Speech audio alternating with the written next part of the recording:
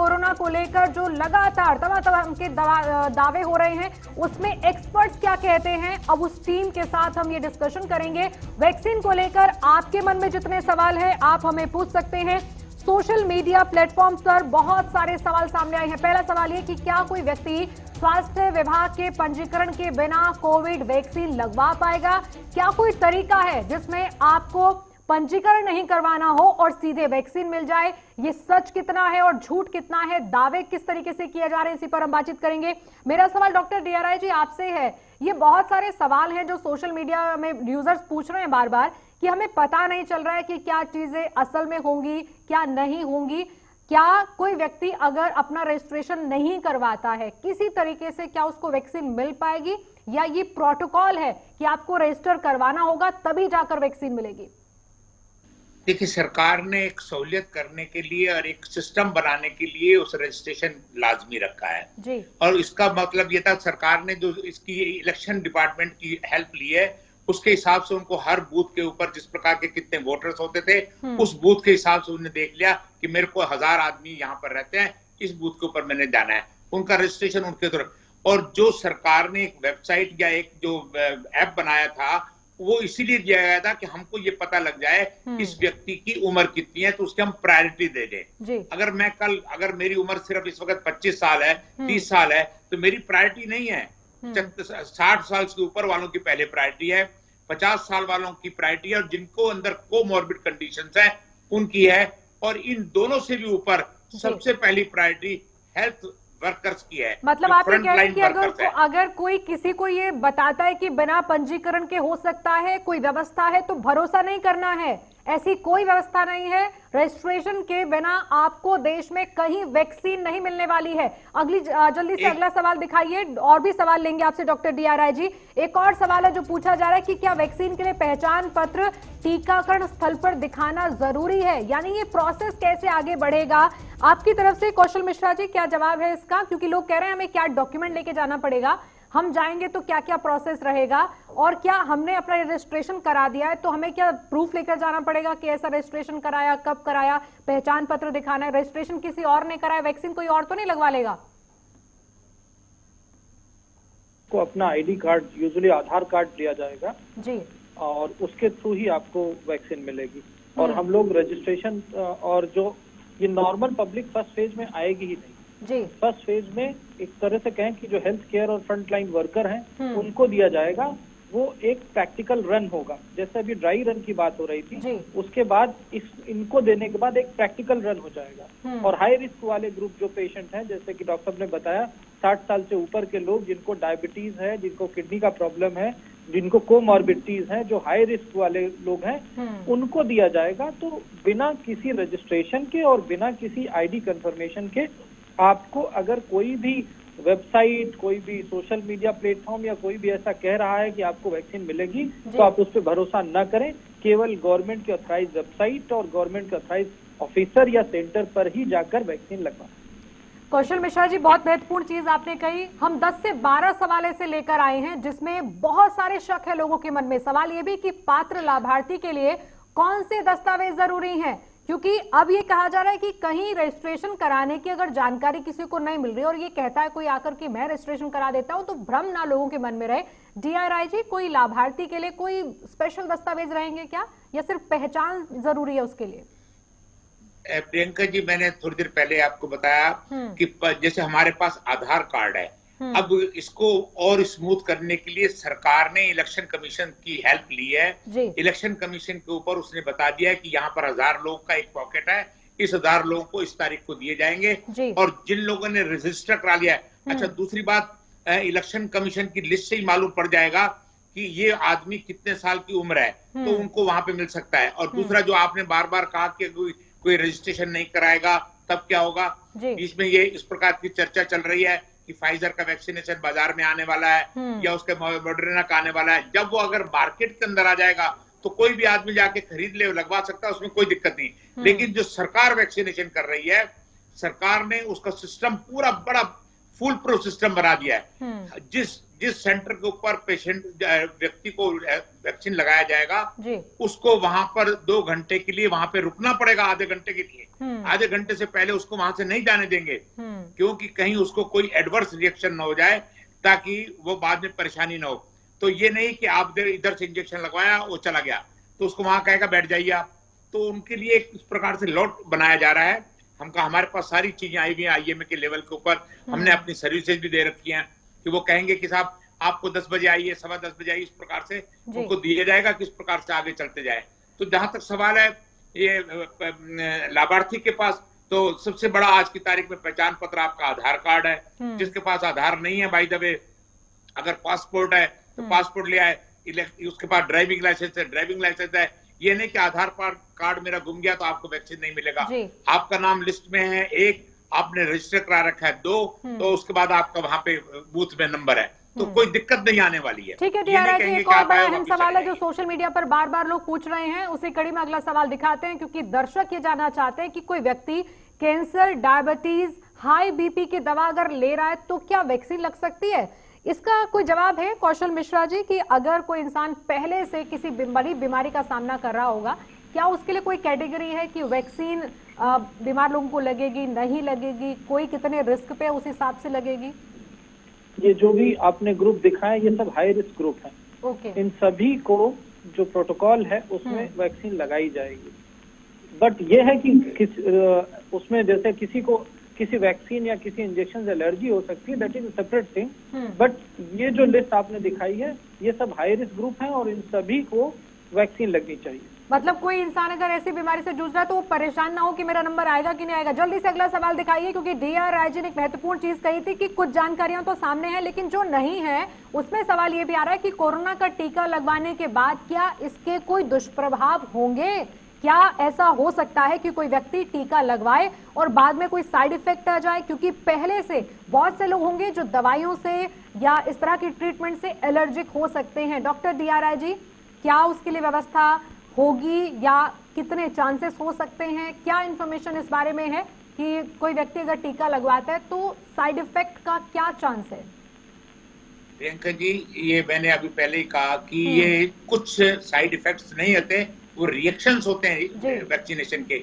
जहां पे वैक्सीन लगाया जाता है वहां पे थोड़ी खारिश होने लग जाती है, वहां पे लाली आ जाती है, और कई जगह पर वैक्सीनेशन लगाने के बाद आदमी को एनाफिलेक्टिक शॉक हो जाता है। और एनाफिलेक्टिक शॉक अगर उनको, हम जिस प्रकार से अभी बात कर रहे थे, हाई रिस्क वाले पेशेंट्स हैं कि वो किसी और चीज के अंदर एकदम उनको रिएक्शन ना हो जाए, उन लोगों के लिए इंतजाम किया जा रहा है कि उनको टर्शियरी हॉस्पिटल में, वेल इक्विप्ड हॉस्पिटल में भेजा जाए कि अगर कोई उनको रिएक्शन होता है तो उनको वहां पे संभाल लिया जाए।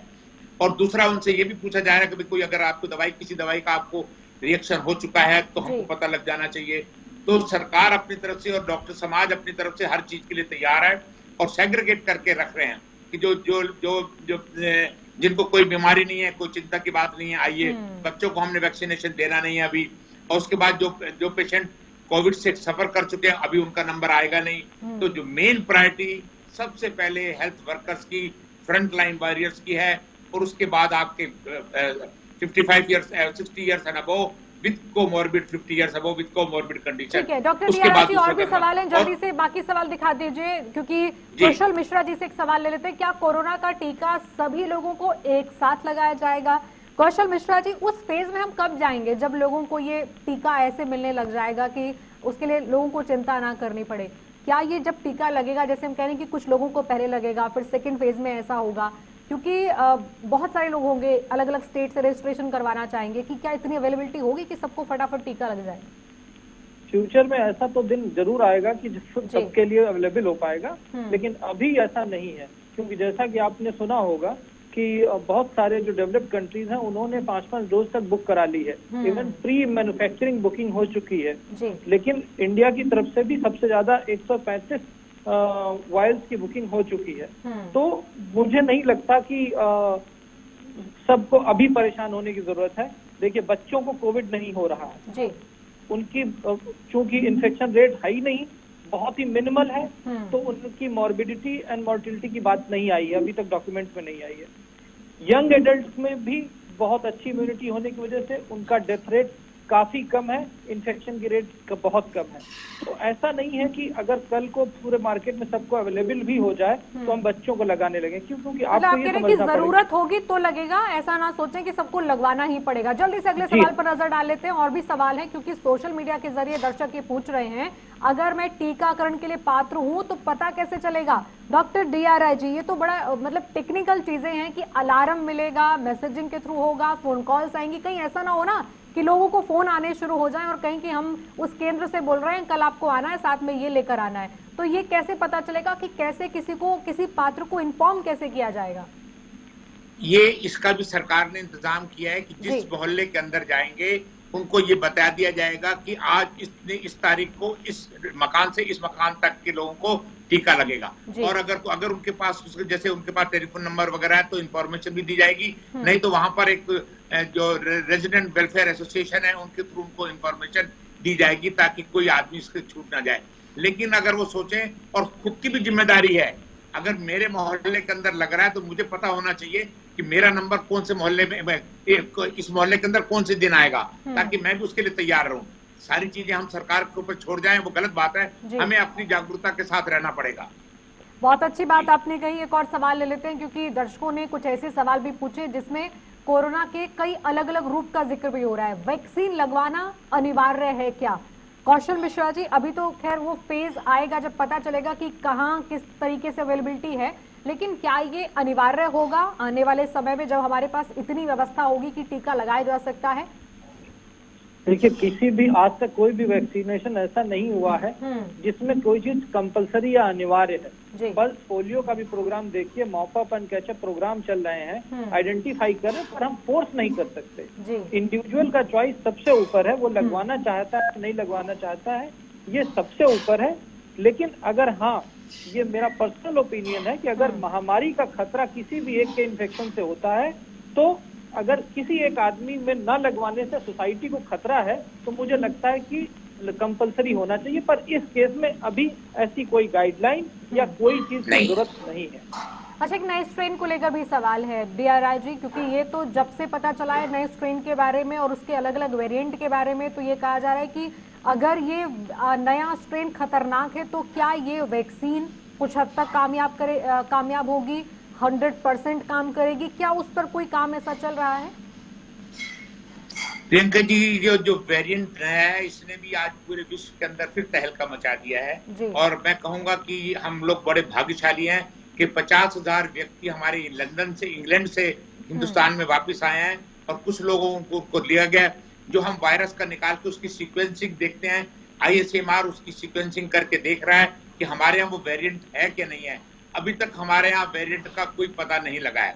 लेकिन जो आपने क्वेश्चन पुटअप किया है कि इस वैक्सीन का वेरिएंट के ऊपर असर होगा कि नहीं होगा, वेरिएंट के ऊपर असर जरूर होगा और उसको इम्यूनिटी भी देगा, उसको प्रोटेक्ट भी करेगा।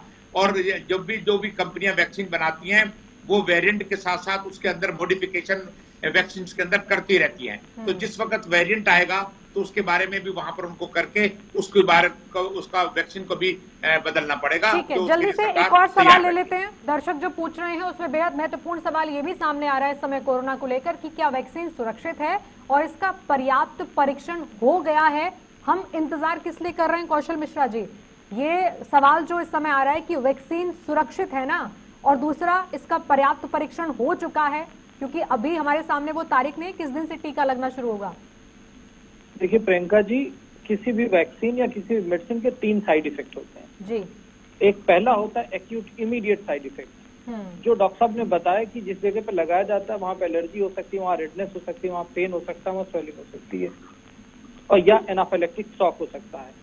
ये एलर्जी की वजह से होता है। फिर एक शॉर्ट टर्म साइड इफेक्ट होता है कि अगले 6 महीने साल भर में कोई प्रॉब्लम आती है नहीं आती है, शॉर्ट टर्म। और ये तभी होता है जब आप देखिए कि FDA अप्रूवल तब देगा जब स्टेज 3 ट्रायल कंप्लीट हो जाते हैं, यानी कि ये इमीडिएट साइड इफेक्ट और शॉर्ट टर्म साइड इफेक्ट को क्लियर किया जा चुका है, तभी ये मार्केट में आई है। अब एक होता है Priyanka ji long term side effect, जो हमें मिलता है कम से कम 5 साल के बाद। उस लॉन्ग टर्म के साइड इफेक्ट के बारे में आज कह पाना इम्पॉसिबल है, क्योंकि वो अभी फेज आई ही नहीं है। उस पे क्वेश्चन मार्क हो सकता है, but immediate side effect and short term side effect नहीं है, शायद इसी वजह से वैक्सीन रोल आउट हुई है ऑल ओवर वर्ल्ड। ठीक है, एक और सवाल लेते हैं क्योंकि बहुत सारे ऐसे सवाल हैं जो बार बार सोशल मीडिया प्लेटफॉर्म से पूछे जा रहे हैं ताकि उनका कंफ्यूजन दूर हो सके। कोरोना वैक्सीन को लेकर सवाल ये कि क्या कोविड संदिग्ध या पॉजिटिव को वैक्सीन लगेगी। एक सवाल ये भी है डॉक्टर DRI जी कि अगर किसी पर डाउट ही है कि हो सकता है सिम्टम्स वैसे हैं, क्या हम कोविड पॉजिटिव को इस समय दायरे में लेकर चल रहे हैं, क्या अगर कोई संदिग्ध है उसको भी कैटेगरी में डाला जाएगा? देखिए, पहली चीज तो मैं प्रियंका जी बता दूं, वैक्सीन का मतलब होता है उस बीमारी से प्रोटेक्शन करने का, परहेज रखने का, कि अगर वैक्सीन लगा दिया जाए तो आदमी को ये बीमारी नहीं होगी। अगर किसी व्यक्ति को कोविड हो गया है तो उसको कहा जाएगा, उसको तो इंतजार किया जाएगा, भाई तुम इंतजार करते, तुम्हारी एंटीबॉडीज बनी है कि नहीं बनी है, एंटीबॉडीज बन गई, तुमको इंजेक्शन की जरूरत ही नहीं है। लेकिन ये नहीं है कि उसको कहेंगे पॉजिटिव तू भी आ जा, नहीं होगा। ये अभी तक की हमारी जो पॉलिसी है वो ये है। ठीक है, जल्दी से एक और सवाल दिखाइए। दर्शक जो पूछ रहे हैं उसमें कई संदेह इस बात को लेकर हो रहे हैं कि क्या कोरोना से स्वस्थ हो चुके व्यक्ति को टीका लगवाने की जरूरत पड़ेगी। कौशल मिश्रा जी, इसका क्या सवाल का जवाब है कि अगर कोई पहले स्वस्थ हो गया है और उसको लगता है कि कहीं दोबारा ना मैं पॉजिटिव हो जाऊं, क्या ऐसे लोगों को टीका लगेगा? जो अभी तक की, अगर चूंकि वैक्सीन की अभी फुल सप्लाई नहीं है, तो मुझे लगता है कि जो लोग कोरोना पॉजिटिव होकर रिकवर कर गए हैं तो उनको नेचुरल इम्यूनिटी जो मिलनी थी वो मिल चुकी है। लेकिन नो डाउट ऐसे भी केसेस मिले हैं जिसमें एक बार कोरोना हुआ है तो दोबारा भी उनको हो गया है। इस तरह की केसेस बहुत कम हैं। तो अगर एज ए पॉलिसी मेकर मेरे से पूछा जाए तो मेरी प्रायोरिटी पहले उसको देना हो कि जिसको कोई इन्फेक्शन नहीं हुआ है, पर जिसको इन्फेक्शन हो के रिकवरी हो गई है वो मेरी सेकंड प्रायोरिटी लिस्ट में आएगा। यानी कि एक समय पर ऐसा हो सकता है, अभी नहीं होगा। जल्दी से आखिरी सवाल दिखाइए क्योंकि डॉक्टर DRI जी, एक सवाल ये पूछा जा रहा है कि कोरोना के कई टीकों में एक या ज्यादा वैक्सीन कैसे चुने। जो उपलब्ध कोरोना के टीके हैं उनमें से कैसे लोग ये डिसाइड करेंगे कि ये टीका उनको लेना चाहिए, या कैसे व्यवस्था बनेगी कि कौन सा टीका लोगों के लिए कहाँ अवेलेबल कैसे रहेगा? मैं ये कहूंगा कि आपके माध्यम से मैं जनता से जरूर कहना चाहता हूं, कृपया करके गूगल के ऊपर सर्च करना छोड़ दीजिए। अपने डॉक्टरों के ऊपर, अपनी सरकार के ऊपर विश्वास रखिए। जो चीज आपको सरकार दे रही है, जो भी कंपनी का टीका दे रही है, वो आपके लिए जरूरी है, आपके लिए फायदेमंद है। गूगल के पढ़ के आप अपना इलाज करने की कोशिश मत कीजिए। डॉक्टर DRI जी और डॉक्टर कौशल मिश्रा जी, बहुत बहुत शुक्रिया, आप लोग आए और आपने इतने सारे सवालों का जवाब दिया जो इस समय दर्शकों के मन में बार बार आ रहे हैं। और ये सवाल बार बार पूछे जा रहे हैं कि अब कोरोना की वैक्सीन या ये टीका एक आम इंसान को किस आधार पर मिलने वाला है। उस इंसान को जो बीमार है, उसको जो संदिग्ध है, या जिसकी उम्र ज्यादा है, या फिर जिसे पहले से कोई बड़ी बीमारी है। उम्मीद करते हैं तमाम सवालों के जवाब आपने एक्सपर्ट्स की जुबानी सुने होंगे। फिलहाल के लिए इतना ही, फिर हाजिर होंगे